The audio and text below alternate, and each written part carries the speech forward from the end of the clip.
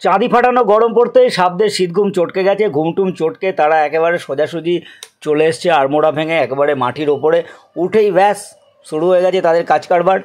আমি এই সাপটাকে দেখলাম কৃষ্ণনগরের বিসর্জন ঘাটে জলঙ্গি নদীর তীরে দাঁড়িয়ে এদিক ওদিক করছে আর টুকটুক টুকটুক টুকটুক টুকটুক করে জিভটা বের করছে। আমি ভাবছি সাপটা চলে যাচ্ছে না কেন, ঘুম দিয়ে কি ঘুম এখনও ভাগেনি? তারপরে দেখি অনেক লোকজন দাঁড়িয়ে রয়েছে, বললো দাদা এ তো যাবে না, এ তো দাঁড়িয়ে আছে। আরেকজন যে আছে বললাম কী কেস?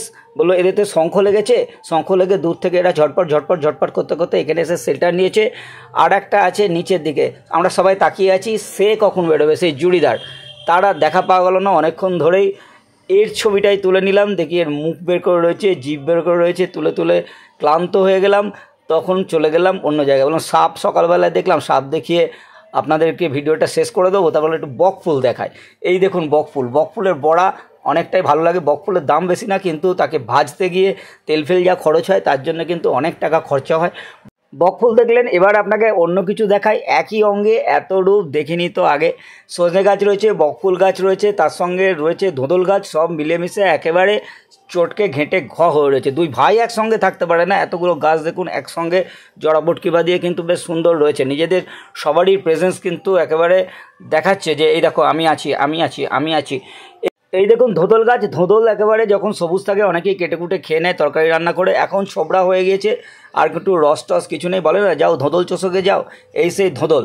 এই দিয়ে কিন্তু ছোবড়া হয়, ছোবড়া দিয়ে আগে সবাই গা হাত পা সাবান দিয়ে ঘষে পরিষ্কার করতো, কিন্তু এখন এর জাত একটুখানি গেছে, এখন সমস্ত সিনথেটিক বেরিয়েছে, অনেক কিছু বেরিয়েছে। কিন্তু যারা ধোদল ব্যবহার করেন তারা কিন্তু এটা অবশ্যই ব্যবহার করেন, এখনও দোকানে টোকানে বিক্রি হয়। এই দেখুন কি সুন্দর সজনে ফুল ফুটে রয়েছে, সজনের ডাঁটাও রয়েছে, নীল আকাশ রয়েছে ব্যাকগ্রাউন্ডে, অসাধারণ লাগছে।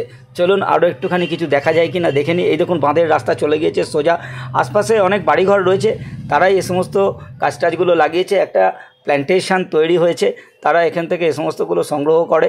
খুব ভালো এই সুন্দর জায়গায় বাঁধের পাড় ধরে বেড়াতে গেলেও খুব সুন্দর লাগে।